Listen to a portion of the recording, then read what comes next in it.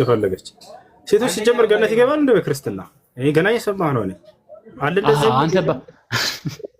አንተ እየቀለድክ በዚህና ምድር ላይ ነው የሚቀሩት ነው እያልክ ያለው? እየቀለድኩ አይደለም። ማስረጃ አለ መጽሐፍ ህይወት እኮ ነው። የለም መልስ ሴቶች ከዚህ በኋላ ማለት ነው ነፍስ ጉዳይ ነው እየተወራ ያለው። ሴቶች ገነት ይገባሉ የሚል አለ ወይ? ወንድ እንደሚገባ ተጽፏል። ሴቶች ይገባሉ። እሺ ሴቶች አይገቡም የሚል ጥቅስ ታውቃለህ አንተ? ታመጣልኛለህ? የለም በቃ ሴቶች ገነት ይገባሉ የሚል የለም። በእስልምና ግን ሴቶች ገነት ይገባሉ የሚል ቃል በቃል ያሳያለሁ። ሲጀምር የሰው ልጅ የሚከፋፈል ፓርት የለውም በመጽሐፍ ቅዱስ ላይ። ሴት ይገባል፣ ወንድ ይገባል፣ አይገባም፣ ሴት አይገባም፣ ይገባ የሚባል ነገር የለም አለ። ከወንዶች ትገባላችሁ የተባሉ አሉ። ከሴቶች ደግሞ ካለ ወይንም ሴቶች ገነት ይገባሉ የሚል ካለ መጽሐፍ ቅዱስ ላይ አይሰጥም። ሴት ልጅ ገነት ትገባለች የሚል የለም መጽሐፍ ቅዱስ ላይ። የኛ አይከፋፍለውም። የሰው ልጅ ነው፣ የሰው ልጅ ሙሉ ይገባል። ሲጀምር አዳም ተረጋበል። ሴቶች ገነት ይገባሉ የሚል ቃል አለ የለም? አሁን እንደው ባጭሩ አይከፋፈልም። እኛ ጋር መጽሐፍ ቅዱስ አንዱ ነው። እሺ ወንዶችን ገነት ትገባላችሁ የሚል ባመጣልህ ሴቶችን ገነት ይገባሉ የሚል አለ? አይገቡም የሚል ታመጣልኛለህ? አንተ ይገባል ያልከው አንተ ነህ። ማስረጃ ማምጣት ያለብህ አንተ እኮ ነህ። በአንተ ሳቢ እዚሁ ምድር ላይ ነው የሚቀሩት እያልከኝ ያለው አላልኩም። እኔ መጽሐፉ ላይ ያለው ማስረጃ እያልኩህ ነው። ራእይ ይሄማ የልጆች ጨዋታ እየሆነ ነው ወንድሜ። አሁን ወደ ጥያቄው እንሂድና መልስ እንዴ። የልጆች ጨዋታ አይደለም። ቆይ አንድ ጊዜ ይሄን ለምን እንዳልኩ ታውቃላችሁ?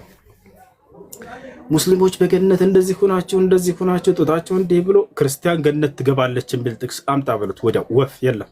ጥርግርግ እንዳለ ገደል አንዲት ቦታ ላይ መጽሐፍ ቅዱስ ላይ ክርስቲያን ሴቶች ገነት ትገባለች የሚል የለም።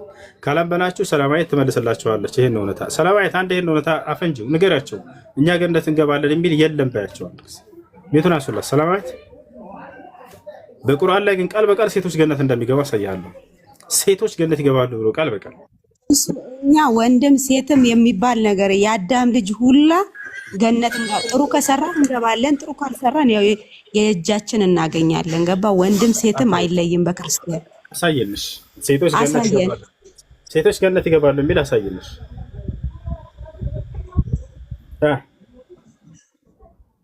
የለም ወንድም ሚል የለም አልኩ እኮ አንለያይም። በእኛ ወንዶችን ኢየሱስ ክርስቶስ አንተ ከኔ ጋር በገነት ትኖራለህ እያለ ይናገራቸዋል ወንዶችን። ሴት ግን በገነት ወንድ ነው የሚገባ ሴት አይገባም የሚለውን ጥቅስ አሳየን። አይዋ ወንዱን ያናግረዋል ክርስቶስ እዚያ ቦታ ላይ።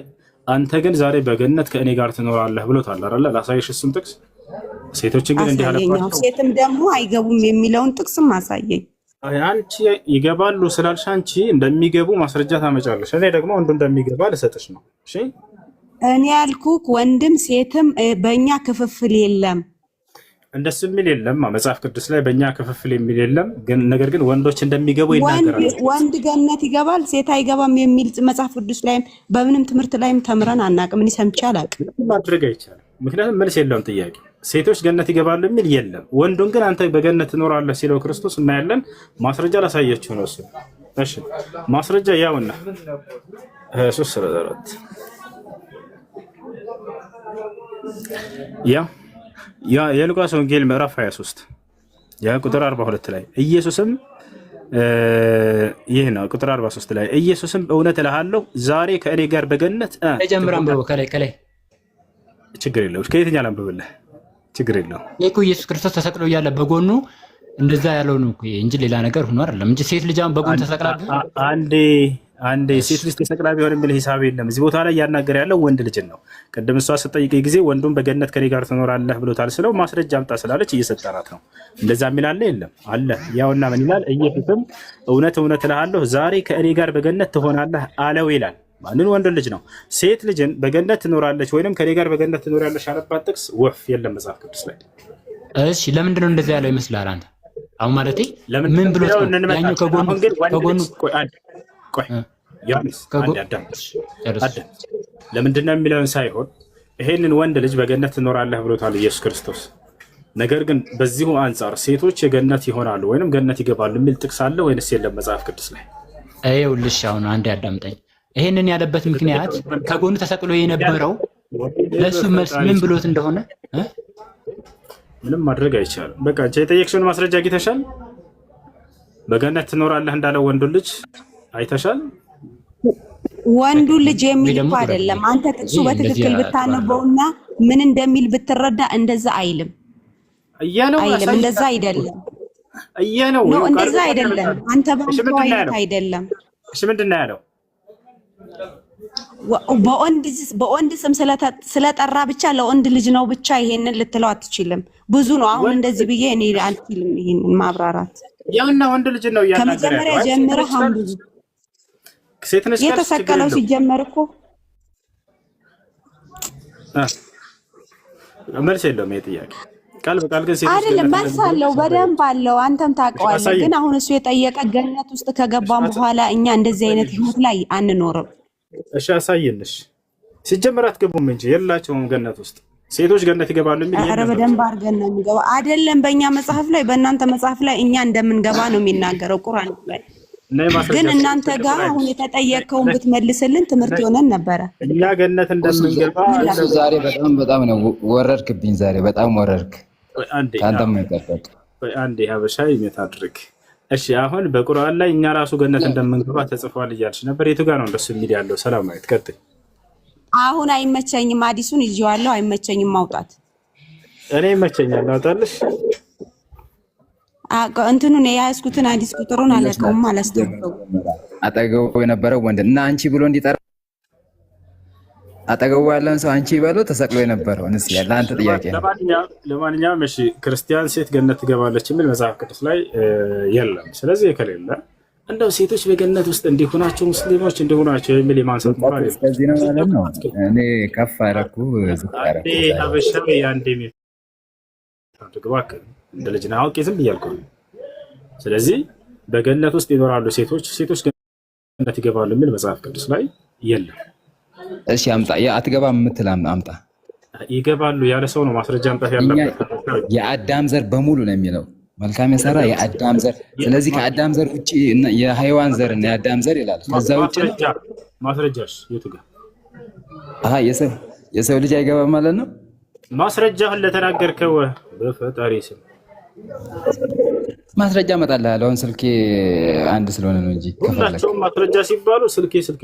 እሺ ቀጣይ ጥያቄ ያለው ሲቀጥል አሁን አንተ ያቺኛዋን ጥያቄ ለማድበስበስ ነው እንጂ በእርግጠኛ ሆኜ ማለት ያቺኛዋን ጥያቄ ለማድበስበስ ያቺን ብቻ ያለች እንደገና ደግሞ ቅድም አዳምጣይ ቅድም ምንም ማድረግ ወደፊቱ ነው እንጂ እኛ በአዳም ጊዜ የነበረ ምናምን አይደለም። ኢየሱስ ክርስቶስ መጥቶ ምንም ማድረግ አይቻልም።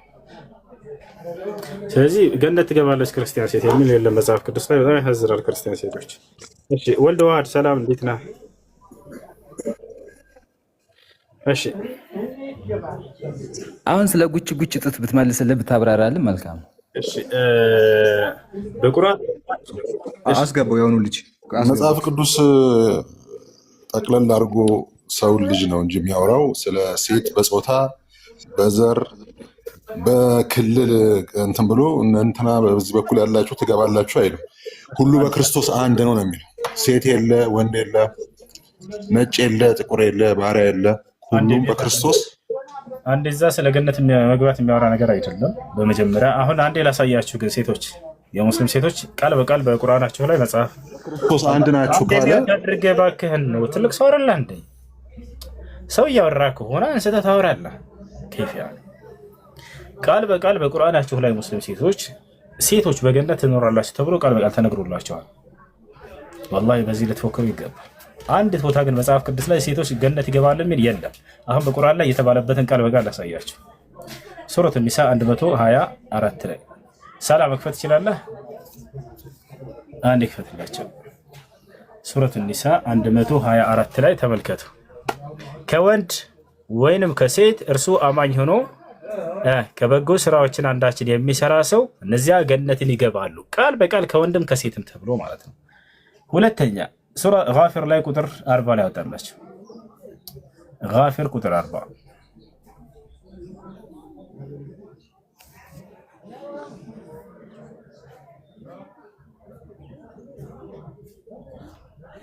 ሱራ ጋፊር ቁጥር 40 ምዕራፍ 40 ቁጥር 40 ማለት ነው። እንድናገር መስሎኝ ያስገባኝ እንዴ ትናገራለህ? አትናገርም ማለት ነው። ማን ነው እንትና? ማን ነው ይሄ? ይገር ጋፊራ ቁጥር 40 ላይ አንዴ ምን ታደርገ? ምን ሆነህ ነው? ያውና እዚህ ቦታ ላይ አላህ ምን ይላል? አንብብላችሁ ሳላህ እንዴ መጥፎን የሰራ ሰው ብጤዋን እንጂ አይመነዳም። እርሱ ምእመን ሆኖ ከወንድ ወይም ከሴት በጎን የሰራም ሰው እነዚያ ገነትን ይገባሉ። አላሁ አክበር። ቃል በቃል ሴቶች በገነት ይኖራሉ ተብሏል። በዚሁ አንጻር ሴቶች ገነት ይገባሉ የሚል ክርስትና ላይ አለ ወይ? ክርስቲያኖች መልሷት ይችላል። ከዛ በኋላ ስለ ጉጭ እናወራለን። ሁሉ እኮ በእናንተ ላይ አስተምሯችሁ ነው። በእኛ ደግሞ እንደዛ ብሎ ነገር የለም። ምክንያቱም ሴቶች በገነት ስለሚዘጋጁ ለወንድ ኦፍኮርስ ይጠቅሳል መጽሐፍ። በእኛ ደግሞ አንድ በክርስቶስ አንድ ነን። እኛ ምንም አይነት ሴት ወንድ የሚባል ትምህርትም የለንም። ስንሞትም ደግሞ እንደዚህ አይነት ነገር የለም። ለወንዶች ሴቶች ይዘጋጃል የሚል ትምህርትም የለንም። የእናንተ ኦፍኮርስ ሊጠቅስ ይችላል፣ ምክንያቱም ይዘጋጃል ስለሚል ማለት ነው። እሺ ይኸውልሽ ሰላማዊ፣ ከዚህ በኋላ ለምታወሪው ማስረጃ የምታመጪ ከሆነ ማውራት ትችላለሽ። ካልሆነ ግን ዝም ብለሽ አዳምጪ። እሺ በምጠይቅሽ ጊዜ ማስረጃ የለኝም አልሽ። አሁን የምትናገሪው መጽሐፍ ላይ የለም፣ በፍጹም ቀረብ በልካባ የለም የምታወሪው። ይሄ የሚሰክሷቸው የሚነግሯቸው የሆነ ትምህርት ብቻ ነው በአንደበታቸው ብቻ። ቀጥታ ቃል በቃል ሙስሊም ሴቶች ገነት ይገባሉ የሚል እንዳለው ሁሉ ክርስቲያን ሴቶች ገነት ይገባሉ የሚል መጽሐፍ ቅዱስ አለ ወይ? ግልጽ ጥያቄ ነው፣ አጭር ጥያቄ። ላ የለም በፍጹም። አለ የሚል ካለ ይሄን ማውራት ይችላል። ወልደ ዋህድ አሁን ማውራት ይችላል። ወልደ ዋህድ በራሱ ጊዜ ወጥቷል።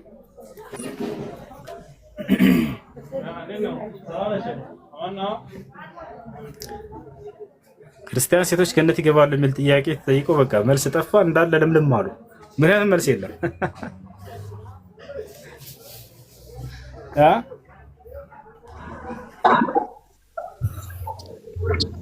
ጥሩ ሊመልሱ የነበሩትን ልጆች ታወርዳለህ። ሀበሻዊት ወገናችን ስለ ጡት ነው ማውራት የፈለግከው?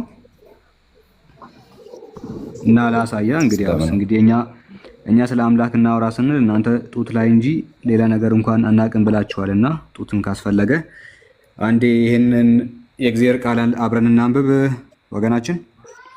ይህን ከሆነ የፈለግከው አሁን ከበር ማድረግ ነው የያዛችሁት እንጂ አንብብልኝ። ይሄንን የተሰጠየው በራሳችሁን ሃይማኖት ማብራራት ሲያቅት አብዛኛው ሽፋን ለምትላላችሁ ሀበሻዊ። እሺ አንተ ካላነበብከው አንተ አዳምጠኛ፣ እኔ ላንብብልህ የእግዚአብሔርን ቃል። እንግዲህ እኔ ስለ ጡት ነው የምወደው አለ ሀበሻ። መመለሳችሁም ያኛው መመለሳችሁም ማለት አዳምጥ፣ ተመልሰዋል።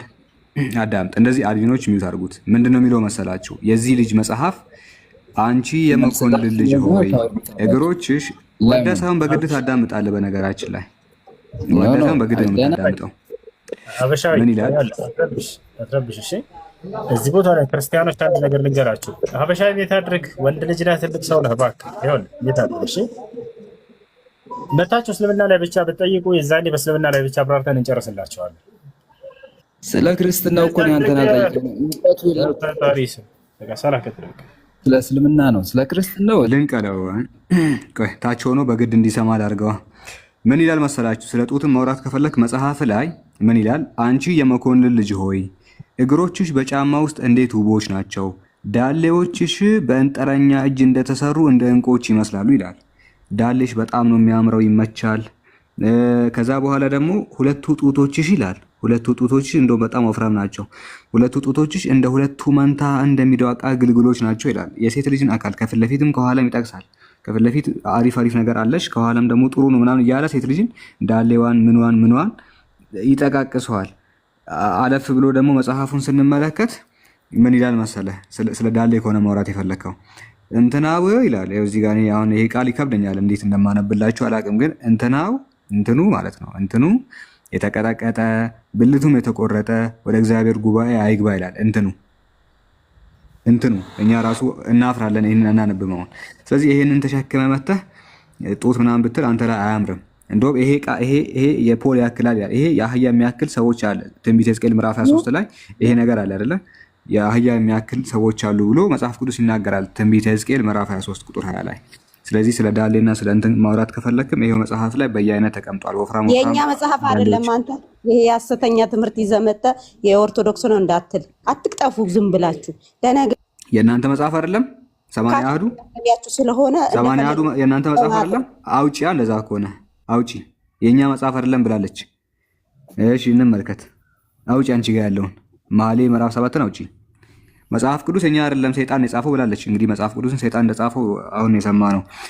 የኛ መጽሐፍ አይደለም የሐሰተኛ ነው አለች። አውጪ እንደዛ ከሆነ ሰላማዊ ቶሎ በይ። ስንት ፎሎ አለች? ቆይ ካሜራ እናንተ ጋር ይቅርታ አድርግልኝ። እኔ አሁን ወርዳለሁ በራሴ ጊዜ ማለት ነው። ሰይጣን እህትና ወንድም አድርገህ የምትኖር አንተ ነህ እንጂ ሰይጣን ማቺ ከሆነ የመጽሐፍሽ ሲከፈት የሰይጣን መጽሐፍ ነው ካልሽ እስኪ አንቺ ጋር ያለውን ክፈች ቶሎ በያ። በራሴ ጊዜ ወርዳለሁ ብላ ሄዳለች። እኛ እንናገር ታዲያ ስለ እኛ ገነት ስለ ጾታ ያወራኸውን ስለ መጋባት ነበረ ይቻላል። ይሄ የኛ መጽሐፍ ነው። እሺ መጀመሪያ ወንድሜ ይሄ የኛ መጽሐፍ ነው። የቱ ይሄ የተከፈተው ማለት አሁን የከፈትኩት የሐሰተኞች መጽሐፍ የክርስቲያኖች አይደለም ነው። አላየሁትም፣ አይታየኝም። መኃልየ ትልቁ ላይ ነኝ። ይታይ ለምን ነው የማይታየው? እንጂ አልታየኝም። መኃልየ ኧረ ይታያል። እንዴት ነው የማይታየው? መኃልየ ነው ያልከኝ? ምንም አይታይም። አሁን ከፊት ለፊት የምር አሁን ታይቶኛል። እሺ ይሄ የኛ መጽሐፍ ነው። መኃልየ ዘሰሎሞን። እሺ ምንድን ነው? ስለ ሴት ልጅ የፊት አካልና የኋላ አካል የሚናገር ተናግሯል። መናገሩ ምንድን ነው? ሁለቱ ዳሌዎችሽ ሁለቱ ጡቶችሽ በጣም ምርጥ ናቸው፣ ዳሌዎችሽም ጠንካራ ነው እያለ ነው የሚናገረው። እና ይሄ የሰይጣን መጽሐፍ ነው ምናምን አይነት ነገር ተናግራለች። ሰለሞን አውርቷል እንደዛ ብሎ። የእግዚአብሔር ቃል ነው ወይስ የሰለሞን ቃል ነው? መጀመሪያ ደረጃ በሰለሞን ነብይነት ታምን ማንተ ሱሌማንን አታምን? እኔ አምናለሁ። መጽሐፍ እንደዚህ ይሄን አልጻፈም ብለህ ነው የምታምነው? ይሄን አልጻፈም። እሺ የጻፈው ምንድን ነው? አንተ የምታምንበት ሰለሞን ጻፈው የምትለው መጽሐፍ አሳይ። አሁን ላይ እሱ ጻፈው የምንለው መጽሐፍ ነው። ቆይ መጀመሪያ አንተ ጻፈው የምትለውን ሱሌማን ነብይ ነው ብለህ የምታምንበትን እሱ ጻፈው ብዬ የማምነው አሁን ላይ መጽሐፍ የለም አልኩህ እኮ። የት ሄደ? ሰርቫይቭ ያላደረጉ መጽሐፍቶቹ እንዴት? ነገር ግን እናንተ ጋር ያለው ላይ ስለ አምላክ ከማስተማር ይልቅ ልንገር ወል እናንተ ጋር ያለው አዳምጥ እያዳመጥኩ ነው። ትልቅ ሰው እባክዎትን ምን እባክዎት ያስፈልጋል እየመለስኩልህ። አሁን ላይ እርሱ ጽፎታል ብለን የምንቀበለው መጽሐፍ የለም አሁን ላይ። ነገር ግን እናንተ ደግሞ የሰለሞን መጽሐፍ ነው ብላችሁ ያመጣችሁ ላይ ስለ አምላክ ከመናገር ይልቅ የሴት ልጅ ዳሌ ወፍራም ነው እያለ ነው የሚያወራው። ይህንን መልስልኝ። ስለ አምላክ ከማስተማር ይልቅ የሴት ልጅ ጡት በጣም ጠንካራ ነው ይመቻል ይላል መጽሐፉ ላይ።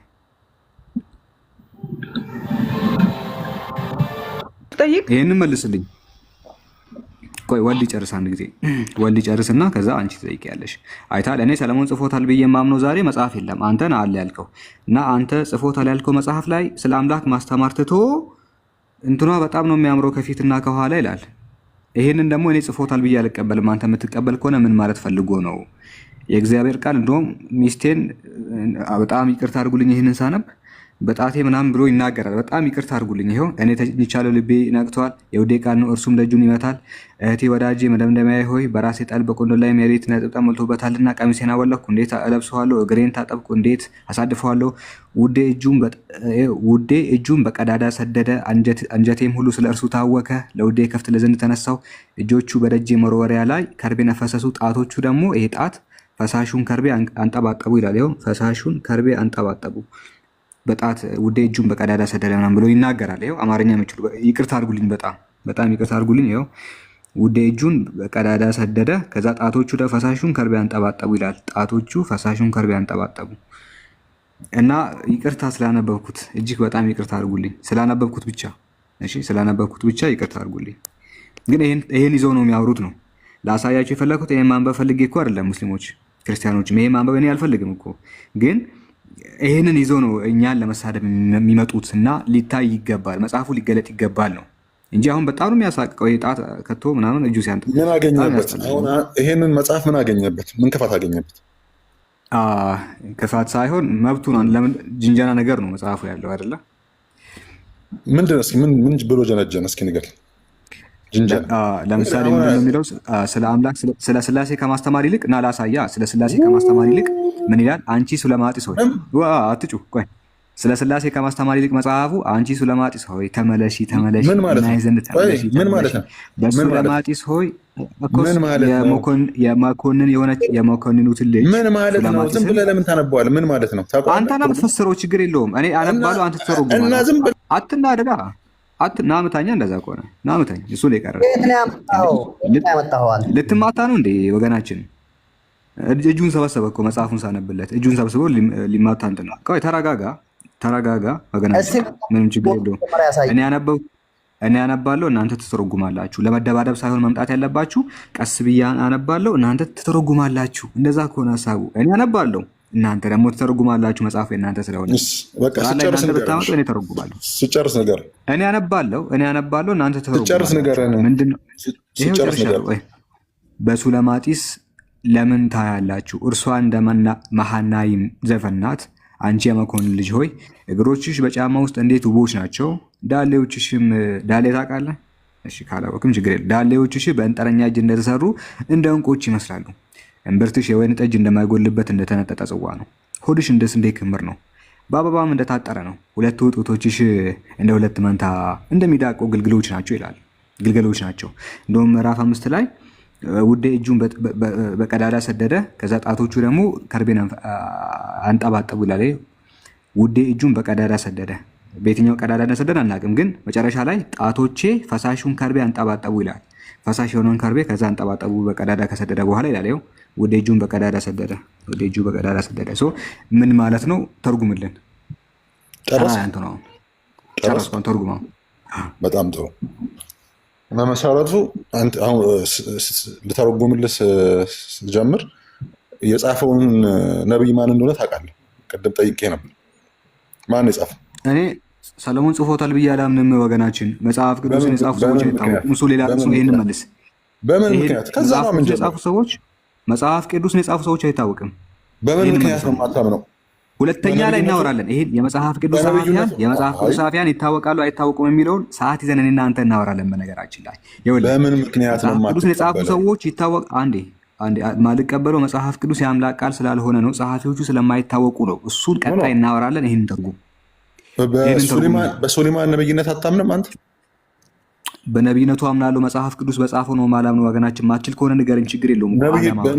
ይሄንን መልስ በነብይነቱ ይሄንን መልስ ወገናችን፣ ይሄንን መልስ። የኔ ማመንና አለማመን የጠየቀኝ ጥያቄ እኮ ነው።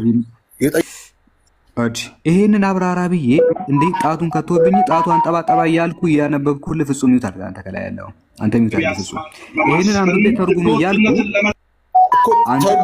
ተርጉምልኝ ደግሞ ከብዶ ምንድነው እያረክ ያለኸው? ጥያቄው በጣም ሲከብድህ ምንድን ነው ያደረገው?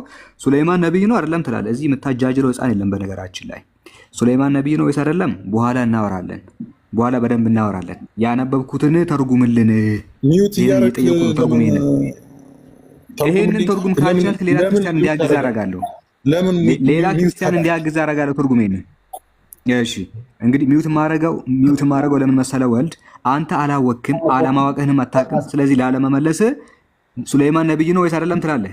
ጥያቄውን ላለመመለስ ሱሌይማን ነብይ ነው ወይስ አይደለም ትላለህ። ይሄ ርዕሳችን አይደለም። ርዕሳችን ይሄንን ተርጉም ነው።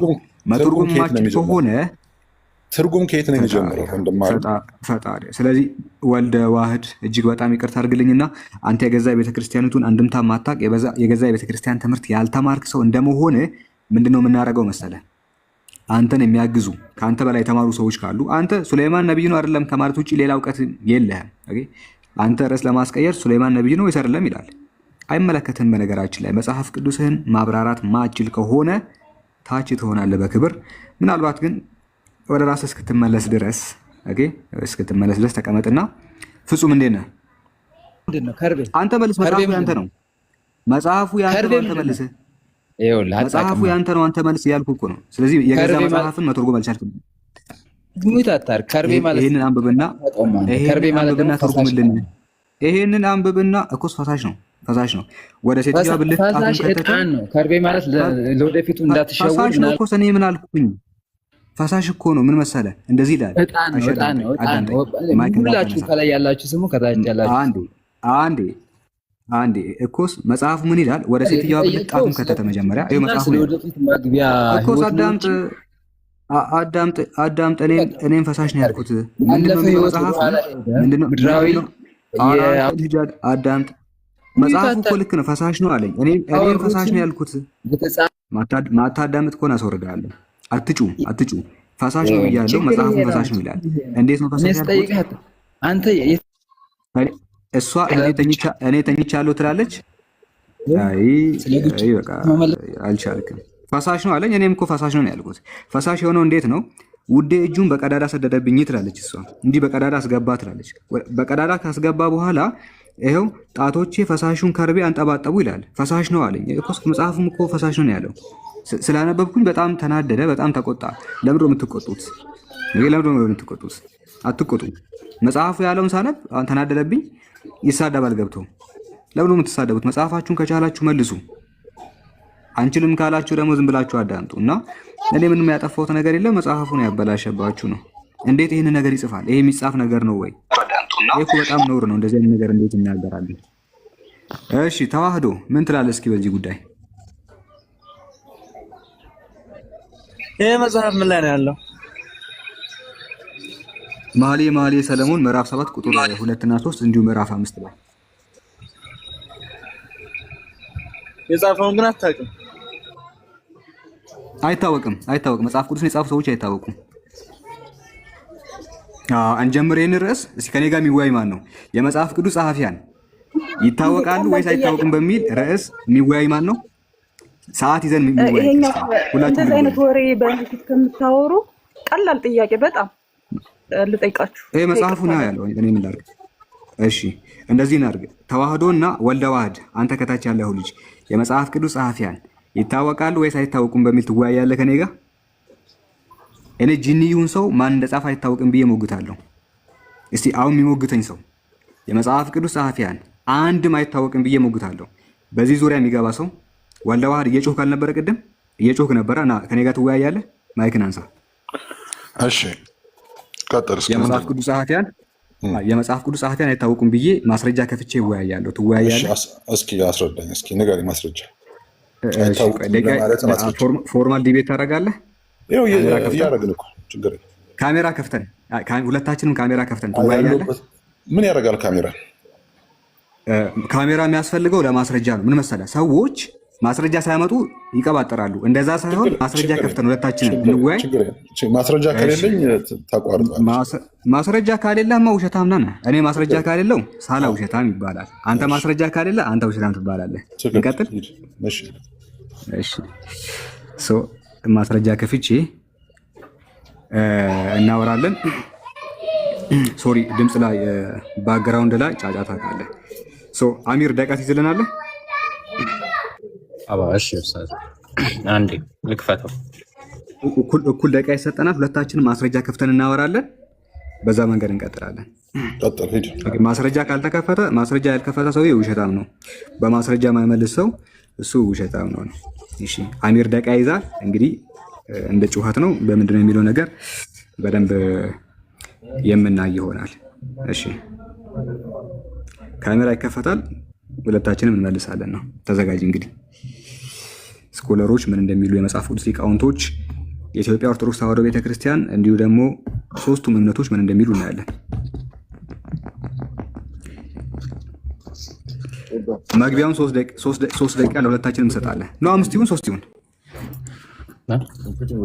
መግቢያው 5 ይሁን። እንደውም መግቢያው 5 ይሁን። ቆይ 5 አድርጋ መግቢያውን 5 ታደርጋለህ። ሁለታችንም ደግሞ በማስረጃ እንመልሳለን። 5 ደቂቃ አስጀምርልኝ። ቢስሚላህ ራህማን ራሂም። እንግዲህ ሁላችሁም እንደምታውቁት መጽሐፍ ቅዱስን የጻፉ አካላት ማን እንደሆኑ አይታወቅም። ከመጽሐፍ ቅዱስ የመጀመሪያው መጽሐፍ የሙሴ 5ቱ መጽሐፍቶች ተብሎ ወገኖቻችን የሚጠሯቸው መጽሐፍቶች ናቸው። እነዚህ መጽሐፍቶች ጸሐፊያቸው ይታወቃል ወይ ስንል አይታወቅም። ስኮለሮቹ በዚህ ዙሪያ ምንድን ነው የሚሉት ስንል ቴዎሎጂካል ፋውንዴሽን የተሰኘ የሙለር ስኮለሮች ናቸው፣ የመጽሐፍ ቅዱስ ስኮለሮች ናቸው። በዚህ ዙሪያ ምንድን ነው የሚሉት? however through many centuries it has become clear to Jewish and Christian scholars የአይሁዶችም የክርስቲያን ስኮለሮችም ግልጽ የሆነላቸው ነገር ዘ ፔንታተክ was not the work of Moses። ፔንታተክ 5ቱ የሙሴ መጽሐፍቶች የሚባሉት እንግዲህ ወገኖች የሙሴ መጽሐፍ ብለው የሚጠሯቸው ዝም ብለው ማን እንደጻፋቸው አይታወቅም ይላል። ኦኬ ለምሳሌ ብሎ ኦልሬዲ ኢን 17 ሴንቸሪስ በ17ኛ ክፍለ ዘመን ጂውሽ ስኮለር የአይሁድ ስኮለር የሆነው አይሁዳዊ ባሩክ ስፒኖዛ ትልቁ የአይሁድ ስኮለር የሚባለው ከ1632 እስከ 1677 የነበረው እንደ ክርስቲያን ስኮለር የክርስቲያን ስኮለር የሆነው ደግሞ ማን ሪቻርድ ሲመን የሚባለው ከ1638 እስከ 1712 የነበሩት ቤገን ቱ ኩዌስችን ደ ሞዛይክ አውቶርሺፕ ሙሴ ጽፎታል የሚባለውን ነገር ውድቅ ማድረግ ጀመሩ ይላል። አምስቱን መጽሐፍቶች ሙሴ ጽፎታል የሚባለውን ተረት ራሳቸው የክርስቲያን ስኮለሮችና የአይሁዳውያን ስኮለሮች እንኳን በዚህ በደንብ ነው የሚያምኑት ይላል። ሁለተኛ መጽሐፍ The Origin and the Character of the Bible The Origin of the Character of the Bible በተሰኘ መጽሐፍ የቶማስ መጽሐፍ ነው የክርስቲያን ስኮለር። በዚህ ዙሪያ ምን ተብሎ ተቀምጧል? እያንዳንዱ የመጽሐፍ ቅዱስ ጽሁፎች አለ ለምሳሌ እዝራ እንዲሁ ደግሞ የዜና ማዕዋል እንዲሁ ደግሞ ነህምያ እንዲሁ ደግሞ ጀረማያ እንዲሁ ደግሞ ሰቆቃወ ኤርምያስ እነዚህ መጽሐፍቶች ምንድነው ኪንግ የሚባሉ የነገስታት መጽሐፍት ማለት ነው። ማን እንደጻፋቸው አይታወቅም። ዴቪድ ዲድ ኖት ራይት ዘሳ ዳዊት መዝሙረ ዳዊትንም አልጻፈም። ሳምስ የሚባለው እሱ ነው። ሰለሞንም ቢሆን እሱም ቢሆን አልጻፈውም ይላል። ምንድነው የአይዛያ መጽሐፍትም ኢሳያስ ስለመጽሐፉ ምንም የሚታወቀው ነገር የለም ይላል። እያንዳንዱ መጽሐፍ ቅዱስ ውስጥ ያሉ ጸሐፊያን ማን እንደጻፋቸው እኛ ጭራሽ ምናውቀው ነገር የለም ይላሉ ራሳቸው የክርስቲያን ስኮለሮች። ኢንትሮዲዩሲንግ ዘ ኦልድ ቴስታመንት በተሰኘው መጽሐፍ ላይ ምን ይላል? አውቶርሺፕን በተመለከተ as is the case with the Old Testament books the Pentateuchal books are anonymous አናኒመስ ናቸው አምስቱ መጽሐፍት። አናኒመስ ማለት ቃሉን የምታውቀው ከሆነ እንግሊዝኛ የምታውቀው ማለት ነው። ወልደዋህድ አናኒመስ ማለት ጸሐፊው የማይታወቅ ማለት ነው። ጸሐፊው ያልተገለጸ ምንም ስለ ጸሐፊው ምናቅበት ሁኔታ ካሌለ አናኒመስ ይባላል እንደ መጽሐፍ። አናኒመስ ነው ምንም የሚታወቀው ነገር የለም ይላል። የአዲስ ኪዳን መጽሐፍቶችን በተመለከተ ለምሳሌ አን ኢንትሮዳክሽን ቱ ዘ ኒው ቴስታመንት የተሰኘ መጽሐፍ ላይ የአዲስ ኪዳን መጽሐፍትን ቢሆኑ ማን እንደጻፋቸው ምንም የሚታወቅበት ደረጃ ላይ የለም ይላል። ኦኬ ምን ይላል? the present titles of all New Testament books were given to them not by their authors but by the later church ይሄ ማቴዎስ ወንጌል፣ ሉቃስ ወንጌል ተብሎ ከላይ በኩል የተጻፈበት ይላል። ርዕሱ ላይ የተጻፈው እኮ ሰዎቹ ራሳቸው ጽፈው ሳይሆን ከጊዜ በኋላ ሰዎች ናቸው የጨመሩት አለ። ማቴዎስ ወንጌል፣ የሉቃስ ወንጌል፣ የገላመሌ ወንጌል፣ በላብላ ወንጌል ምናምን እያሉ ከላይ በኩል የጻፏቸው ከጊዜ በኋላ ነው እንጂ ማንም መጀመሪያ ላይ ጽፎባቸው አይደለም። in the community of faith people rise anonymously we do not know እኛ ምናውቀው ነገር የለም። for instance who wrote the most of Old Testament books which are anonymous የብሉይ ኪዳን አብዛኞቹ መጽሐፍት ማን እንደጻፋቸው እንኳን እኛ ጭራሽ አናቅም ይላሉ የክርስቲያን ምሁራን ስኮለሮቹ። ይህንን ደግሞ የመጽሐፍ ቅዱስ መዝገበ ቃላት የሚባል አለ። የመጽሐፍ ቅዱስ መዝገበ ቃላት የኢትዮጵያ ኦርቶዶክስ ተዋሕዶ ቤተክርስቲያን፣ የካቶሊክ ቤተክርስቲያን እና የፕሮቴስታንት ቤተክርስቲያን ሶስቱም ቤተ እምነቶች በአንድነት ያዘጋጁት ነው። ሶስቱም የኢትዮጵያ ኦርቶዶክስ ተዋሕዶ ቤተክርስቲያን የምትጠቀመው፣ ፕሮቴስታንቶች የሚጠቀሙት፣ ካቶሊኮች የሚጠቀሙት በአንድነት። ምክንያቱም የኢትዮጵያ መጽሐፍ ቅዱስ ማህበር በዋነኝነት እንግዲህ የሚመራው በኢትዮጵያ ኦርቶዶክስ ተዋሕዶ ቤተክርስቲያን ስለሆነ ምን ይላል? መጽሐፈ መሳፍንት የሚባለው መጽሐፉን ማን እንደጻፈው ምን ጊዜ እንደተጻፈ እርግጡ አይታወቅም አለ። መጽሐፈ መሳፍንትን ማን እንደጻፈው ምንም የሚታወቀው ነገር የለም አለ። ቀጥሎ የኢዮብ መጽሐፍ ጸሐፊው ማን እንደነበረ አልታወቀም። ጸሐፊው ማን እንደነበረ አልታወቀም። ማንም ያውቀው ነገር የለም። ሌላኛው እዚሁ መጽሐፍ ገጽ 150 ላይ መጽሐፈ አስቴር፣ አንተ የምትጠቀመው መጽሐፍ አስቴር ማለት ነው። መጽሐፉን የጻፈው ማን እንደሆነ አይታወቅም። አማርኛ የምችል ከሆነ እሱንም ካልቻልክ በጣም አደገኛ ነው። ግን ከቻልክ ምን ይላል? መጽሐፍ አስቴርን መጽሐፉን የጻፈው ማን እንደሆነ አይታወቅም። የኢትዮጵያ ኦርቶዶክስ ተዋሕዶ ቤተክርስቲያን የምትጠቀመው መጽሐፍ ላይ ማለት ነው። እሺ ሌላኛው ሰቆቃወ ኤርምያስ፣ እዛው አንተ የምትጠቀመው መጽሐፍ ሰቆቃወ ኤርምያስ ላይ ሰቆቃወ ኤርምያስ ምን ይላል? ጸሐፊው ኤርምያስ መሆኑና አለመሆኑ አልተረጋገጠም ይላል። ይሁን አይሁን ፈጣሪ ብቻ ነው የሚያውቀው፣ እኛ እንኳን ምንም የምናውቀው ነገር የለም ይላል። ዜና መዋዕልን በተመለከተ ብዙ ምሁራን የጻፈው ካህኑ ዕዝራ ነው ቢሉም ነገር ግን እውነታው አይታወቅም ይላል መጽሐፈ ዜና መዋዕልን ካወቅ። ስለዚህ የኢትዮጵያ ኦርቶዶክስ ተዋሕዶ ቤተክርስቲያን ራሷ ከየት አምጥተን ነው የምናውቀው? እኛ ጭራሽ የምናውቀው ነገር የለም ብላለች። እስቲ አንተ ደግሞ ምንድን ነው የምትለው? ከቤተክርስቲያን በላይ ካወቅ ቀጥል። ትልቁ ላይ አድርጉትና እንደዚህ ማስረጃ ከፍቶ ይመልስ። ጥሩ። አይ ማስረጃ አሁን እንዳንተ ማስረጃዎች አደራጅቼ ወልድ ንገረኝ፣ ጀምር በለኝ። እሺ ደቂቃ አስጀምር በለኝ። ጀምር፣ ችግር የለም። ማስረጃ አደራጅቼ ይዤ መጥቼ እንትና እንደዚህ ያሉ እንትና እንደዚህ ያሉ ልልህ አይደል። እውነታውን ግን ልነግርህ እፈልጋለሁ። በመጀመሪያ ደረጃ መጀመሪያ ያቀረብካቸው በእንግሊዝኛ የተጻፉ መረጃ ናቸው ላይ ያቀረብካቸው እኛ እንደ መረጃ እንቀበላቸው፣ ማንነታቸውንም አንቀበልም። እኛ የምንቀበለው የመጽሐፉ ባለቤቶች፣ እኛ የምንቀበለው እግዚአብሔር ራሱ የሰጠ ምስክርነት አለ በመጽሐፍ ቅዱስ። የመጽሐፍ ቅዱስን የጻፉ ሰዎች በእግዚአብሔር መንፈስ የተመሩ የእግዚአብሔር ሰዎች እግዚአብሔር በእነሱ ላይ አድሮ ያጻፋቸው መሆኑን ነው የምናውቀው። ሌላው እንዳልከው ምንድነው አንዳንድ መጽሐፍ ቅዱስ ጠቅለል ተደርጎ የተጻፈው የእውነታዎችን፣ ታሪኮችን፣ በየዘመኑ የተከሰቱ ክስተቶችን ሁሉ አካቷል። ለምን ማንም ሰው የመጽሐፍ ለራሱ ይጠቅም ሰው ለምዕመናኑ ለአንባቢው አንብቦ ይጠቀም ዘንድ የእግዚአብሔር መንፈስ ያለባቸው መጽሐፎችን በአንድ ጥራት ተጠርዘው ቀርበዋል። እንዳልከው ለምሳሌ እንደ መጽሐፍ አስቴር፣ እንደ ኢዮብ መጽሐፍ ቅዱስ መዝገበ ቃላት ላይ ተጽፎ ማን እንደጻፈው አይታወቅም ይባል እንጂ ታሪኩ ተመዝግቦ ተጠርዞ ለትውልድ ቀርቧል። ለምሳሌ አሁን መጽሐፍ ሄኖክ፣ መጀመሪያ መጽሐፍ ሄኖክ ሰዎች ላይ ይቀበሉት ይችላሉ፣ ግን በሳይንስም በአርኪኦሎጂስቶችን አረጋግጠውታል የመጀመሪያ መጽሐፍ ለመሆኑ ማለት ነው። ምንድነው ግን ቁም ነገሩ ማን እንደጻፈው ስላልታወቀ መጽሐፍ ቅዱስ ውስጥ ስለተካተተና ማን እንደጻፈው ስላልታወቀ መጽሐፉ ውሸት ነው ማለት አይደለም። መጽሐፍ በተለያየ መንገድ ሊጻፍ ይችላል። የእግዚአብሔር መንፈስ ያደረባቸው ሰዎች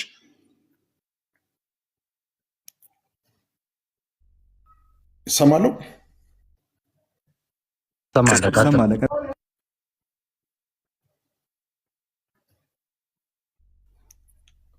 ሄሎ ትሰማለህ? ምንድነው መጽሐፍ በተለያየ ቦታ በተለያየ ታሪክ በተለያየ ጊዜ የተጻፈ ነው። የእግዚአብሔር መንፈስ ያለባቸው ሰዎች የእግዚአብሔር ያዘጋጃቸው ሰዎች መጽሐፉን መርምረው ከእግዚአብሔር መንፈስና ከእግዚአብሔር ስርዓትና ሕግ ጋር ይሄዳሉ የተባሉ ትክክለኞቹ የእግዚአብሔር መንፈስ ያለባቸው መጽሐፎች በአንድ ጠርዘው አቅርበውልናል። ያንን አባቶቻችን መርምረው አቅርበውታል ማለት ነው። ስለዚህ መጽሐፉ የእግዚአብሔር መንፈስ የለበትም ተብሎ የሚታመን ከሆነ በእያንዳንዱ መጽሐፍ መነጋገር ይቻላል እንጂ ለምሳሌ አሁን 4 ወንጌላውያን የጻፉትን ማን እንደሆኑ ተመዝግቦ ይገኛል።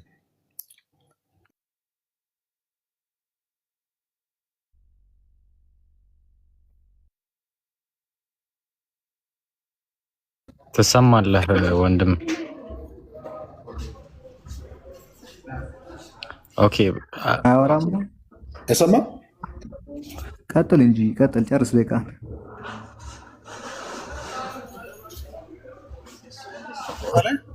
መጽሐፍ ቅዱስ ላይ ያሉ መጽሐፎች የእግዚአብሔር መንፈስ ያደረባቸው የቅዱሳን እግዚአብሔር በቅዱስ መንፈሱ እየተመሩ የጻፉት መጽሐፍ በአጠቃላይ ይሄ አይደለም የምትለኝ ከሆነ በማንኛውም ማስረጃ ቀርበው ልትሞግተኝ ይችላል። ደቂቃ ጨርስ አለ። አውራ እስኪ በደንብ። ቅድም በጣም ብዙ ካላወራህ ብለህ ነበረ። 1:30 አለ። ቀጥል ያለኝ በቃ ጨረስክ። ምንም ማስረጃም ስለሌለ ነገሩ ሰለች። አንተ ራሱ የምታወራው ነገር እሺ፣ ትልቁ ላይ አድርጉኝ። ደቂቃ እንፈልገዋለሁ።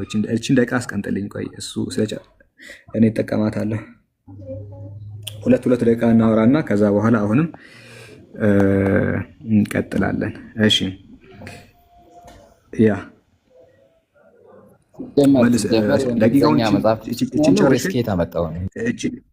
እቺን ጨርሽ። አንተንም በነገራችን ላይ እንዲሁ ተራስ ይዤ ነው የምቀጠቅጥ። ሀበሻ የምትባለው ልጅ አዳምጥ። መጽሐፍ ማን የጻፈው አስገባህና ከዛ በኋላ በደቂቃ ስታወራ በደንብ እንትን ትላለህ ነው። እሺ ስኮለሮችን ምን እንዳሉ ስናነብ ስኮለሮችን አንቀበልም ብለዋል። እንደዛ ናቸው ክርስቲያኖች፣ ስኮለሮችን አይቀበሉም።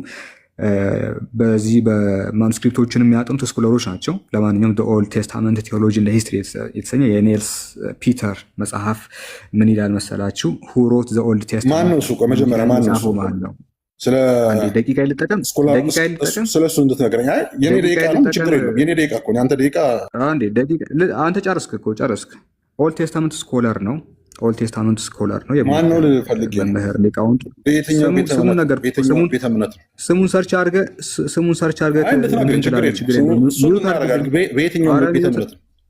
አረ መረበሽ እንዲህ መረባባሽ የለም። በነገራችን ላይ መረበሽ እውቀት ስላልሆነ ነው። ደቂቃን ተጠቀምና ጨርስ ያልኩህ። እሺ ምን የረበሽኩ ሳይሆን እንዳውቀው ብዬ ነው።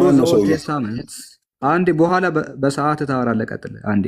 ከዛ 2 ደቂቃ ትይዝልኛለህ፣ ለእሱም 2 ደቂቃ ትሰጣለህ። እሺ 2 ትሰጠናለህ። ምን ይላል? Who wrote the Old Testament? Old Testament የጻፈው ማን ነው? is the most common question asked of Old Testament። እንግዲህ ስኮለሮቹ በጣም የሚጠየቁት ጥያቄ ነው። and the most difficult ለመመለስም በጣም ከባድ ሰውዬ ማን ነው እንድናውቅ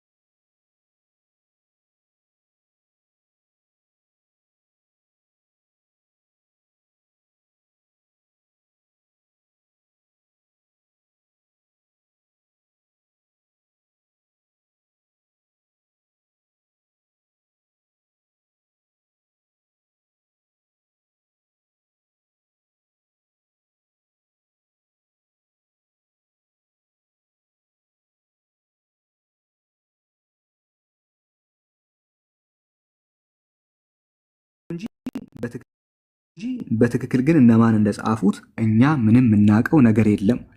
ለዛ ነው ቅድም የኢትዮጵያ ኦርቶዶክስ ተዋሕዶ ቤተክርስቲያን ራሷ ባዘጋጀችው የኢትዮጵያ መጽሐፍ ቅዱስ ማህበር እሷ በምትመራው እሷ በምታሳትመው የመጽሐፍ ቅዱስ መዝገበ ቃላት ላይ እያንዳንዱ መጽሐፈ ዜና መዋዕልን በሉት፣ ኦሪት ዘፍጥረት፣ ኦሪት ዘዳግምን በሉት፣ የትኛውንም መጽሐፍ በሉት አይታወቅም፣ አይታወቅም፣ አልታወቅም፣ ባይታወቅም እያለች ነው ያስቀመጠችው የአንተው ቤተክርስቲያን። ምናልባት ኦርቶዶክስ ከሆንክ ጴንጤ መሆንም ትችላለህ። አሁን ጴንጤዎቹ የሚቀበሉት መጽሐፍ ነው። ካቶሊክም ከሆንክ አታመልጥም።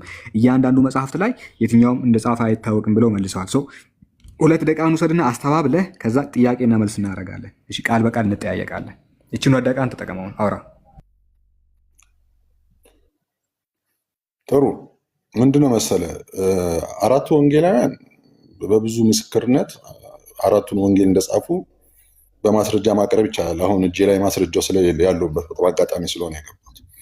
ነገር ግን የመጽሐፍን ትክክለኝነት የሚያረጋግጠው ማን እንደጻፈው ስላልታወቀ ወይም እገሌ ነው የጻፈው ስለተባለ አይደለም። ለምሳሌ ቁርአንን የጻፉ ሰዎች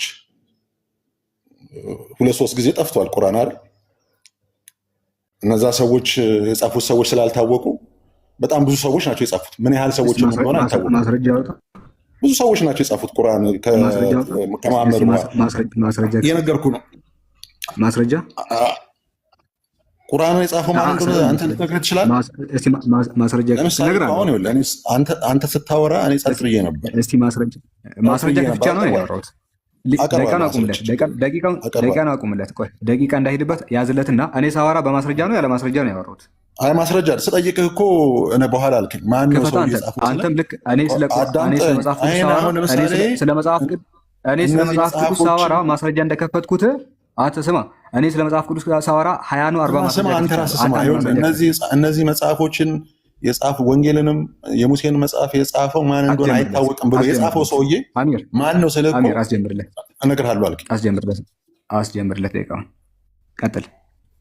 ለምሳሌ አሁን ቅድም አንተ እንደ ማስረጃ ያቀረብካቸው ስኮላሮች ማን እንደሆነ እኔ አላውቀውም። ማን ነው ብዬ ስጠይቅህ ልትነግረኝ ፈቃደኛ አይደለም ማን እንደሆነ። አንተ ከየትም የተለቃቀመ መጽሐፍ አምጥተህ እንደ ማስረጃ ብታቀርብ እኔ ልቀበሉ አልችልም። እውነታው ግን እሱ አይደለም። እውነታው ለምሳሌ ወንጌላዊ ዮሐንስን ወንጌል እንደጻፈ፣ ራእይን እንደጻፈ፣ መልእክት እንደጻፈ በብዙ ማስረጃ ማቅረብ ይቻላል። አሁን ቁም ነገሩ አንተ የጻፈው ሰው አይታወቅም ስላልክ የመጽሐፉን እውነተኝነት ሊያሳጡ አይችልም። መጽሐፋችን ራሱ መጽሐፍ ቅዱስ ራሱ ጌታችን አምላካችን መድኃኒታችን ኢየሱስ ክርስቶስ ይሄ መጽሐፍ ቅዱስ የእግዚአብሔር ሰዎች በመንፈስ ቅዱስ ተነድተው እንደጻፉት መስክሯል። ይሄ የመሰከረልን መጽሐፍ እያለ ሌላ አንድ ነጭ ከየትም መጥቶ ስለጻፈ የጻፈው አይታወቅም ስላለ አይደለም ስላለ ያን እንደ ማስረጃ ልታቀርብልኝ 8 ደቂቃ ስጠኝ። እኔ 8 ደቂቃ ለሱም 8 ደቂቃ ሰጠዋለሁ። 8 ደቂቃ ብዙ ነው። ችግር የለውም። እኔ እፈልጋለሁ ደቂቃ። አንተ ከፈለክ 2 ደቂቃ ብቻ ይሆንልሃል። ምንም ችግር የለውም። የጠየከው ሰውዬ ማን እንደሆነ በምን ዙሪያ እንደሚያጠና ሪሊጂየስ ባክግራውንድንም ሆነ አሁን እሱ ስላጠና የምትለው ሰውዬ የራሱን ኢንተረስት ነው እኮ እዛ ጋር የሚጽፍ ትጠይቃለህ። እሺ እኔ የመጀመሪያውን ጥያቄ ጠይቃለሁ። 8 ደቂቃ ይጀምር። ጀመረ። ጥያቄ ቁጥር 1 መጽሐፍ አስቴርን የጻፈው ማን ነው? ወልደ ዋህድ። ጥያቄ እየጠየኩ ነው። መጽሐፍ አስቴርን የጻፈው ማን ነው? የመጽሐፍ አስቴርን የታሪክ መጽሐፍ ማን ነው የጻፈው? ስሙ ማን እንደጻፈ አይታወቅም። ዜና መዋዕልን የጻፈው ማን ነው? እዛ ጋር እኮ ነግሮሃል እኮ ማን እንደጻፈው አይታወቅም። ዜና መዋዕልን የጻፈው ማን ነው? አልተመዘገበም። ማን እንደጻፈው አልተመዘገበም። እሺ ትንቢተ አሞጽን የጻፈው ማን ነው? አሞጽ። ማስረጃ ክፈት። እሱ እንዳልጻፈው ማስረጃ ስጥ። ማስረጃ ክፈት። እኔ አልጻፈም እያልኩ እሱ እንዳልጻፈ መጽሐፉ የእሱ እንደሆነ ትንቢቱ የእሱ ስለሆነ እሱ እንደጻፈው ነው የሚታወቅ። ዜና መዋዕልን የጻፈው ማን ነው? እሱ አላውቅም። እሱ ማን እንደጻፈው ዜና መዋዕል ማን እንደጻፈው አላውቅም። አታውቅም? እኔ ነኝ ማለት ምንድን ነው ታዲያ የምታውቀው አንተ? ቆይ ሁሉንም ነው የማታውቀው? እሺ መጽሐፈ ዕዝራን የጻፈው ማን ነው? ዕዝራ። እስቲ ማስረጃ ክፈት። ራሱ መጽሐፈ ዕዝራ ራሱ የራሱን ታሪክ መጽሐፉን እሱ እንደጻፈው ማስረጃ ክፈት። እንዳልጻፈው ማስረጃ ስጠኝ አንተ። ማስረጃ ክፈት። ይኸውልህ እኔ እኮ ጽፎታል አልጻፈውም ብዬ ብናገር ማስረጃ ነበር የምከፍተው፣ ግን ማን ነው ብዬ ነው የጠየቅኩት እኔ። ራሱ መጽሐፉ ነው ማስረጃ። ሌላ ማስረጃ ኬት አመጣለሁ? ራሱ መጽሐፉ። እሺ ጥቅሱን ስጠኝ። ራሱ መጽሐፈ ዕዝራ እኮ እያለ ነው ስሙ ራሱ ይነገራል። ወገናችን ማስረጃ መጽሐፍ መሳፍንትን የጻፈው ማን ነው? እሱ አይታወቅም። የብዙ መጽሐፍንት ታሪክ ስለሆነ የታሪክ እሱን ምልኩ ብራዘር አይታወቅም። እሺ ሌላኛው የምጠይቅህ ትንቢተ ሚልኪያስን የጻፈው ማን ነው? በማስረጃ ሚልኪያስ ራሱ ማስረጃ ምን ማለት ነው? ማስረጃ ክፈት። አንድ ነገር ልንገርህ። አሁን አንተ የሞኝ ጥያቄ ትንቢተ ሚልኪያስ የተጻፈበት ዘመን መቼ ነው?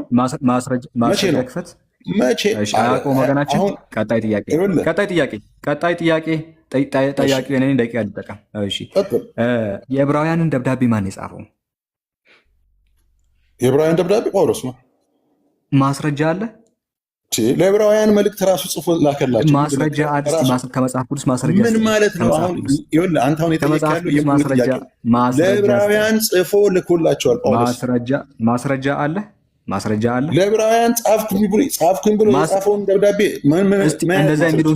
እንደዛ የሚለውን ስጠኝ። ለዕብራውያን ጻፍኩ ያለው ማስረጃ ራሱ ዕብራውያን ማስረጃ። የቱ ጋር አንብበው ሙሉ ለዕብራውያን የተላከ ጥቅሱ ንገረኝ። መጀመሪያ ላይ ከጳውሎስ ለዕብራውያን የተላከ ነው። መጀመሪያ ላይ እንደዚህ ይላል፣ ከጥንት ጀምሮ እግዚአብሔር በብዙ ነቢያት አይነትና በብዙ ጎዳና ለአባቶቻችን በነቢያት ተናግሮ ይላል። የቱ ጋር ነው የጻፈው? እንደዛ ብሎ ቀጥል። እሺ ሁሉን ደቂቃውን አቁም። ሁሉ ወራሽ ባደረገው ደግሞ ዓለማትን በፈጠረበት በልጁ በዚህ ዘመን በመጨረሻ ለእኛ ተናገረን። እርሱም የክብሩ መንጸባረቅና የባህሪው ምሳሌ ሆኖ ሁሉም በስልጣኑ ቃል እየደገፈ ኃጢአታችንን በራሱ ካነጻ በሰማያት በግርማው ቀኝ ተቀመጠ። ከመላእክት ይልቅ እጅግ የሚበልጥ ስምን በወረሰ መጠን እንዲሁ ከነርሱ አብዝቶ ይበልጣል።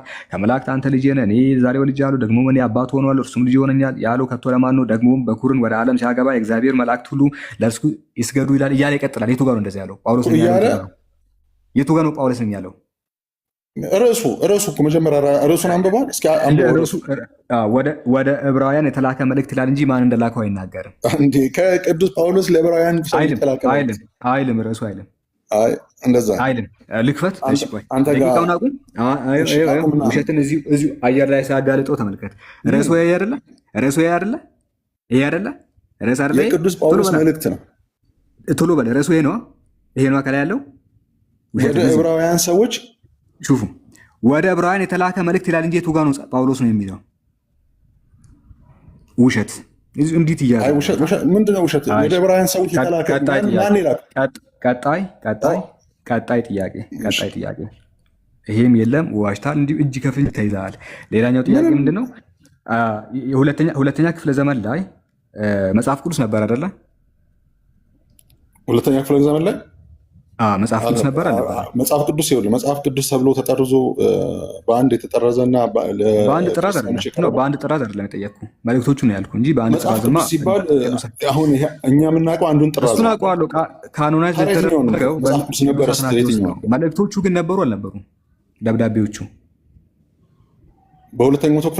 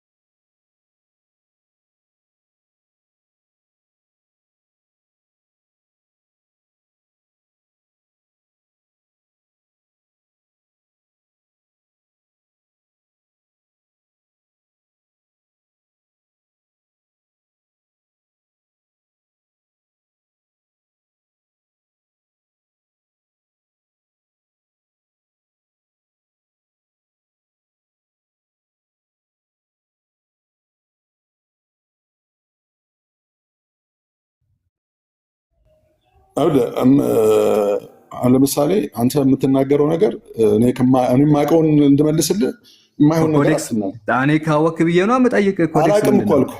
አላውቅም። ይሄንን መታቅም በፈጣሽ ማኑስክሪፕት ምንድን ነው? እሺ ማኑስክሪፕት ታውቃለህ? ማኑስክሪፕት ታውቃለህ?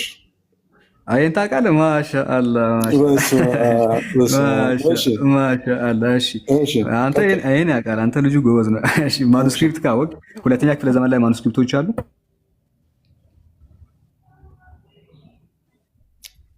አሁን ስለ ማኑስክሪፕት ሳይሆን የመጽሐፍ ቅዱስ ማኑስክሪፕት ሁለተኛ ክፍለ ዘመን ላይ አሉ።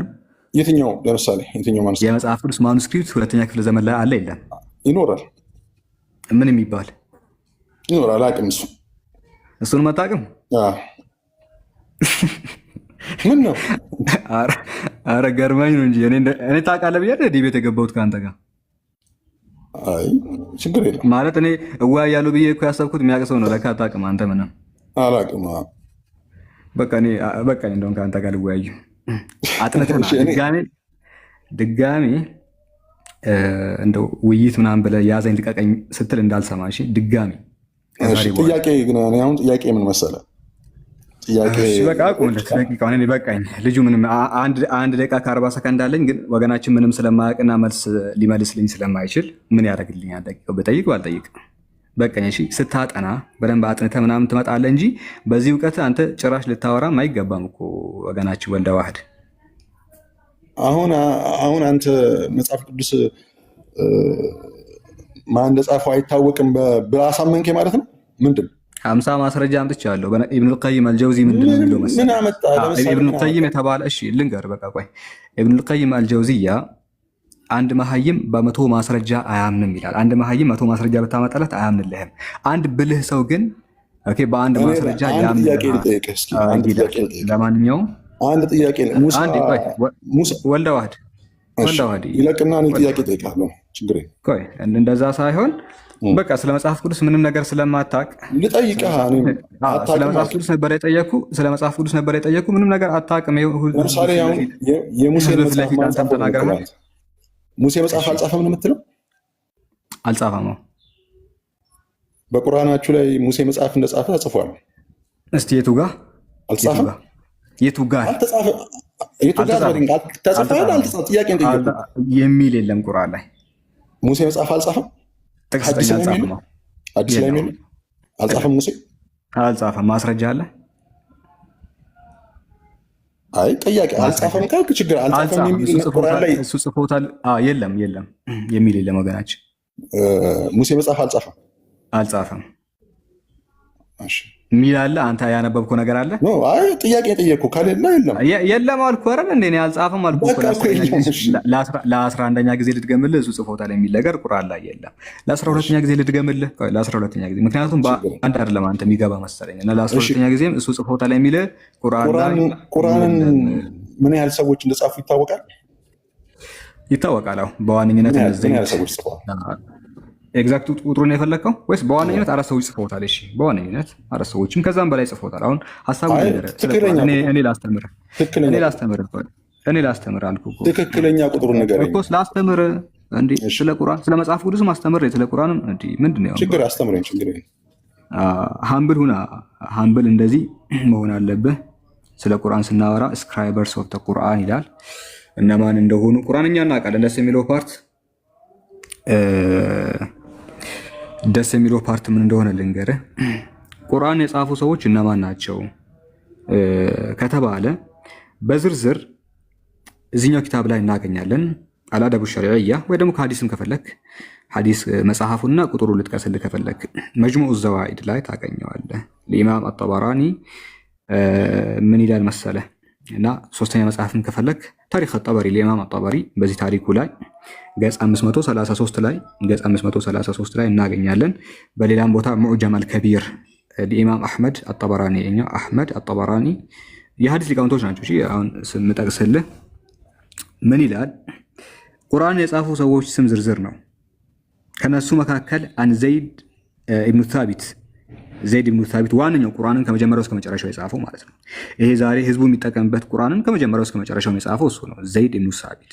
ኦኬ የተለያየ 40 ምናምን ሰው ምናምን የራሳቸው ሊጽፉ ይችላሉ። በዋነኝነት ግን ለህዝቡ የተላለፈው ላይ እነማን ናቸው የጻፉት ከተባለ አን ዘይድ ኢብኑ ሳቢት ቃለ በይነና ረሱሊላህ ሰለላሁ ዐለይሂ ወሰለም ሙአሊፉል ቁርአን ሚን ሪቃ።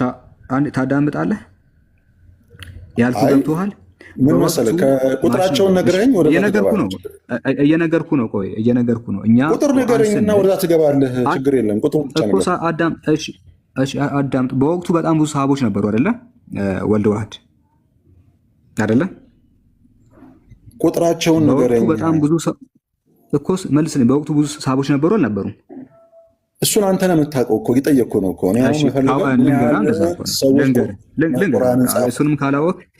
እሱን ካላወቅ ልንገርህ። እሺ በወቅቱ ብዙ ሰዎች ቁርአን ይጽፉ ነበረ። በዋነኝነት ከፈለክ ዛሬ ለህዝቡ የተላለፈው 4 ሰዎች ጽፎታል። 4 ሰዎች ብቻ ናቸው የጻፉት ቁርአን? ከዛም በላይ የሆኑ ሰዎች እኮ ለራሳቸው ይጽፋሉ። ግን ለህዝቡ የተላለፈው ላይ 4 ሰዎች እንደጻፉት እናምናለን። ላንብብልህ፣ ስማቸው ልንገርህ። ዋና የሚባሉትም ማለት ነው 4 አልኩ አይደለ? ከዛም በላይ ሰዎች እኮ ይጽፋሉ። ነገር ግን ለህዝቡ የተላለፈው ቁርአን የጻፉት አይደለም። ከነብዩ መሐመድ ከወረደላቸው በኋላ 4 ብቻ ናቸው ለህዝቡ የተላለፈው 4 ጸሐፊዎች በዋነኝነት ይጠቀሳሉ። ከነሱ መካከል የመጀመሪያው ዘይድ ኢብኑ ሳቢት፣ አንድ ኡበይ ብን ከዓብ። ከዛ በኋላ ቁርአን ጠፍቶ ነበር አይደል? ማስረጃ ተጠፋ የሚል ነው። ተቃጥሎ አልጠፋም። ከዛ በኋላ ሰዋቦቹ የጻፉት ምንድን ነው? እስቲ ማስረጃ ሰዋቦቹ የጻፉት ምንድን ነው? ማስረጃ ታመጣለህ ወይ? እስቲ ጠፋ የሚለው ማስረጃ ታመጣለህ? ጥያቄ እኮ ነው የጠየቅኩህ። ማስረጃ ለምን ካልጠፋ አልጠፋም፣ ከጠፋ ጠፋ ነው። ስለዚህ ያለ ማስረጃ ድጋሜ እንዳታወራ። ለማንኛውም መልስ አልጠፋም፣ ጠፍቷል። አንዴ አዳምጠኝ። አልጠፋም ጠፍቷል ነው። ይችን ያዝና አልጠፋም። ይችን ያዝልኝ። አልጠፋም ካልኩ በኋላ አጭሩ ምላሽ ልንገርህ። ቆይ አጭሩ ምላሽ አልጠፋም የሚል ነው። ወደ ቁርአን ጸሐፊዎች ልምጣለህ። ነገ ወደ ቁርአን ጸሐፊዎች ልምጣለህ። በዋነኝነት አራት ሰዎች ጽፈውታል። ከነሱ መካከል ዘይድ ብን ሳቢት የሚባል ኡበይ ብን ከዕብ እና ከዚህ ከላይ ደግሞ ሁለቱ ልጥቀስልህ። ከዛ በኋላ አራት ሰዎች ብቻ ናቸው የጻፉት። በዋነኝነት ያልኩ ነው። በዋነኝነት እንዴት ይባላል? በዋነኝነት አራቱ ናቸው። እሺ አራት ሰዎች ናቸው። በቃ እሺ አራት ሰዎች። አራቱ ሰዎች ስንት አንቀጽ ጻፉ? ሁሉንም የጻፉት ከመጀመሪያው እስከ መጨረሻው። ስንት አንቀጽ? ከመጀመሪያው እስከ መጨረሻው ሁሉም ከመጀመሪያው እስከ መጨረሻው። አራት ቁርአን ነው ማለት ነው የጻፉት? ይኸውልህ አንድ መጽሐፍን ሁለት ሰው ሊጽፈው ይችላል። ከመጀመሪያው እስከ አራት ኮፒ ይሆናል። ይሄንን ማታቀም በነገር አራት ኮፒ ነው የጻፉት። የተለያየ አራት ኮፒ ሰዎች ሊጽፉት ይችላሉ። ከመጀመሪያው እስከ መጨረሻው አራት ኮፒ ነው የጻፈው ወይ? እኮስ ልንገርህ እኮ ቆይ ልንገርህ። ዋናዎቹ የጻፉት እንደዛ ነው። ምንድነው የሚለው መሰለ ዘይድ ኢብኑ ሳቢት ዋነኛው ጸሐፊ ማለት ነው። ዋነኛው ጸሐፊ ነው። አን ዘይድ ኢብኑ ሳቢት ቃለ በይነማ ነሕኑ ሐውለ ረሱሊላህ ሰለላሁ ዐለይሂ ወሰለም ኑዐሊፉ አልቁርአን ይላል። ሙሉ ቁርአኑን እኛ ያኔ እንጽፍ ነበር ብሎ ተናግሯል። አይታል። ስለዚህ ዘይድ ኢብኑ ሳቢት በዋነኝነት ሷሃቦቹ ምንድን ነው የጻፉት? ይቅርታ ግር ስላለኝ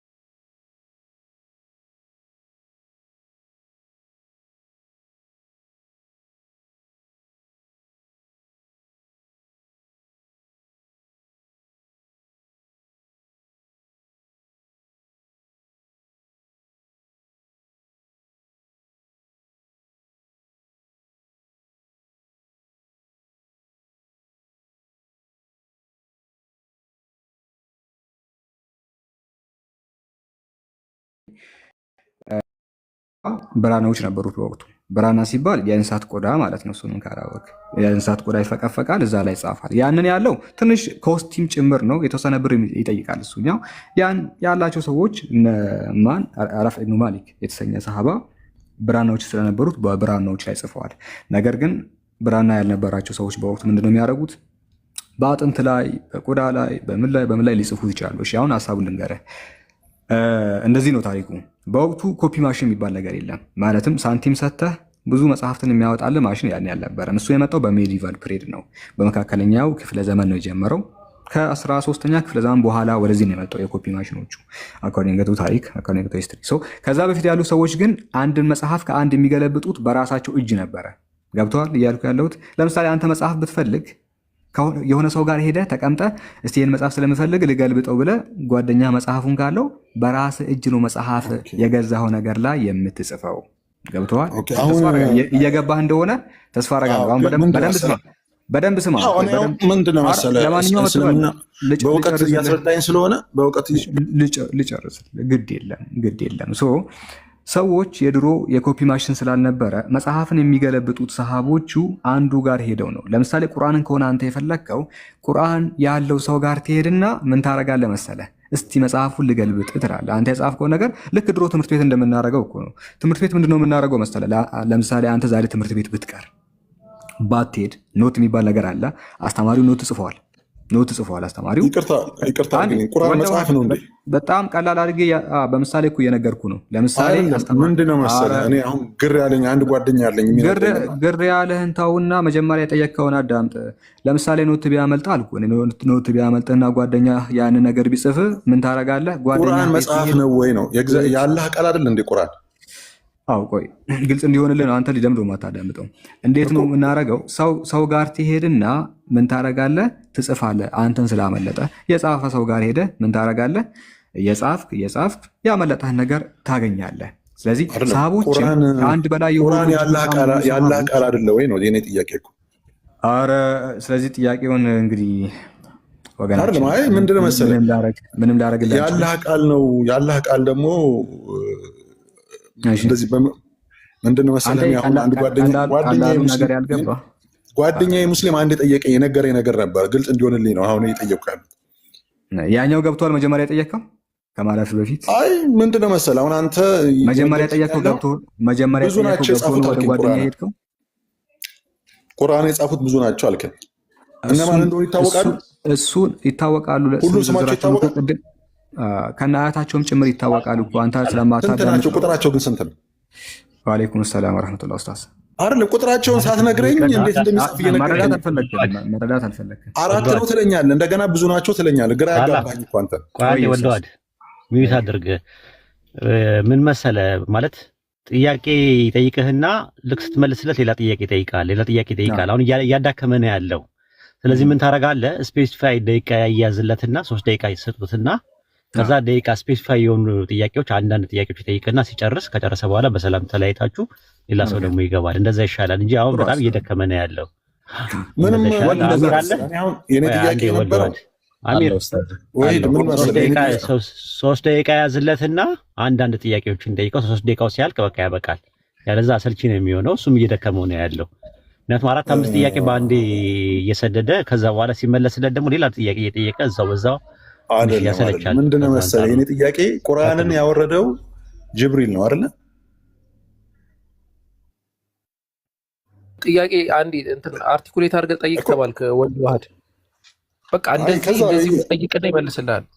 ቁርአንን ያወረደው በመጀመሪያ ደረጃ ቁርአንን ያወረደው ማን ነው? በቃ ጥያቄ ይሄ ነው። እኔ ከዛ ላስተላልፍ ወደ ሰራ ጥያቄ ይሄ ነው። እሺ ከዛ ሲመለስልኝ ደግሞ እቀጥላለሁ። ችግር የለም። አይደለም ጠይቅ ጥያቄ ሰብሰብ አድርግና። አይ እንደዛማ አይመችማ። ውይይት አይደለም። በቃ ሚዩት አድርግሽ፣ ሚዩት አድርግ። እሺ ሳላ ቁርአን የማን ቃል ነው? ያወረደው ማን ነው? መልስልና። እሺ በቃ ልመልስልህ። ቁርአን የማን ቃል ነው? ምዕራፍ 2 ቁጥር 2 ሱረቱ ተውባ 9:6 ላይ ዛሊከል ኪታቡ ላ ረይበ ፊሂ ሁደን ሊልሙተቂን፣ መጽሐፉ ያለ ጥርጥር ከአላህ ዘንድ የሆነ መጽሐፍ ነው ይላል። መጽሐፉ የአላህ ቃል ነው። ማን ያወረደው? ምዕራፍ 2 ቁጥር 97 ላይ ቁል መን ካነ አዱወ ሊጅብሪል ፈኢነሁ ነዘለሁ ዐላ ቀልቢከ ቢኢዝኒላህ። መጽሐፍ ነው እንደወረደው ነው የአላህ ቃል ነው። አንተ እኮ እሱ ጠይቅ በኋላ ሚውት አድርግ። አይደል እንዲሆነ እንደሄድልኝ ለምን ተደርቆ አይደለም። ቆይ ሳላ እኔ እንትን አወያያቸዋለሁ። ቆይ ቶ እንዴ በዚህ ልክማ እዚህ ቁጭ አድርገህ ሲቀልድ እንትን አድርግ። በቃ አሁን ሚውት አድርግ። ይሄ ይመለሳል። ከዛ የወረደው ይቀጥላል። የመጨረሻ ዕድል ነው መስጠት። ይቀጥላል። ጨርስ አለ። አይ የወረደው መጽሐፍ ነው ወይ ነው? ያው እየጨነቀህ ነው። እንትን አልክ። ወላሂ በጣም ጨንቋል። እየተመለሰ እንደሆነ ስለገባህ ማለት ነው። ምን ደቂቃ ተሰጥቶህ ጠይቀሃል። ጥያቄህን ይመልስልሃል። ሁለተኛ ጥያቄ ደግሞ መጽሐፍ ነው የወረደው የአላህ ቃል። ልመልስልህ። ቀጥል ሳላ። ከዛ ይገባል። ቀጥል። ቁርአን የማን ቃል ነው? የአላህ ቃል። ማስረጃ ምዕራፍ 2 ቁጥር 2 ላይ፣ ማስረጃ ምዕራፍ 9 ቁጥር 6 ላይ የአላህ ቃል ነው የሚሉትን እነዚህን ቁርአኑም ኮንፈርም ያደርጋል።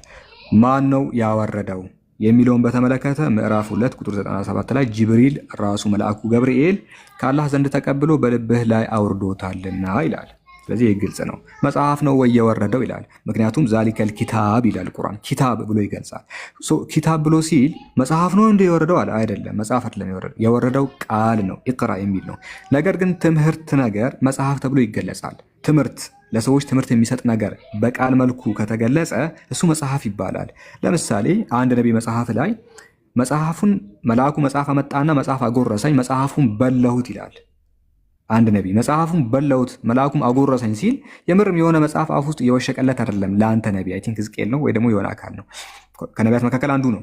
መጽሐፍ አጎረሰኝ እኔም መጽሐፉን ተቀብዬ በላሁት ብሎ ሲናገር ያንተ መጽሐፍ ላይ የምርም የሆነ ነገር እያኘከ ሳይሆን ትምህርት የሆነ ነገር ሌሎችን ህዝብን የሚያስተምር የሆነ ነገር ከሆነ መጽሐፍ ተብሎ ይገለጻል እንጂ የሚወርደው የምርም እንትን መጽሐፍ ይሄ በእጅ የሚያዘው ሃርድ ኮፒው አይደለም። ትምህርት የሆነ ነገር መጽሐፍ ተብሎ ይገለጻል በቃል አገላለጽ። እሺ ይህን ይመስላል። አሁን ደግሞ ጥያቄ ይመለስልሃል። እሺ አሁን ስለዚህ የወረደው መጽሐፍ ነው ማለት ነው አይደለም? ቃል ነው። ቃሉ ትምህርታዊ እዛ ጋር ስላልከኝ ብዬ እንኳ መጽሐፍ ነው የወረደው ስላልከኝ ትምህርታዊ የሆነው ነገር ቃል ተብሎ ይገለጻል። በእኔም በአንተም እምነት በሁለታችንም ትምህርታዊ የሆነ ነገር መጽሐፍ ተብሎ ይገለጻል። ላሳይ መጽሐፍ ላይ አንተው መጽሐፍ ላይ ትምህርታዊ የሆነ ነገር መጽሐፍ ተብሎ ይገለጻል ቃሉ እንኳን ቢሆን። ልስጥ ማስረጃውን ከፈለክ። አይ ምንድነው መሰለህ የወረደው መጽሐፍ ነው ወይስ የአላህ ቃል ነው? ግልጽ አድርግልኝ። የወረደው መጽሐፍ ከሆነ መጽሐፍ ሃርድ ኮፒ አይደለም። መጽሐፍ ነው የወረደው? ሃርድ ኮፒ አይደለም። ትምህርት ቃል ነው የወረደው። ቃል ታውቃለህ? የሚነበብ የሚሰማ ቃል። አሁን ለምሳሌ የሆነ ቃል እየሰማ ያነበብክልኝ የቁርአን ክፍል መጽሐፉን መጽሐፍ ይላል እኮ። መጽሐፍ የተባለበት ምክንያት ልንገር። መጽሐፍ የተባለበት ምክንያት ትምህርታዊ ስለሆነ ነው። ትምህርታዊ የሆነ ነገር መጽሐፍ ተብሎ ይገለጻል። የአንተ መጽሐፍ ላይ ጋርም እንደዛ ይባላል። ለምሳሌ አሁን እኔ እንደማውቀው መጽሐፍ ጥንቅቅ ብሎ አልቆ በአንድ ጊዜ አንድ ጥራዝ ማለት ነው አይደል? ደግሞ አንድ ስቶሪ ያዘል ለመሐመድ የወረደለት ቁርአን መጽሐፍ አይደለም ማለት ነው። ለቃል የወረደለት በደንብ አልረዳ ካልከኝ ነብዩ ሕዝቅኤል መልአክ ወደሱ መጣ። አፌን ከፈትኩ መጽሐፍ ነው። ስለ ቁርአን እየጠየቅኩ ስለ ነብዩ ሕዝቅኤል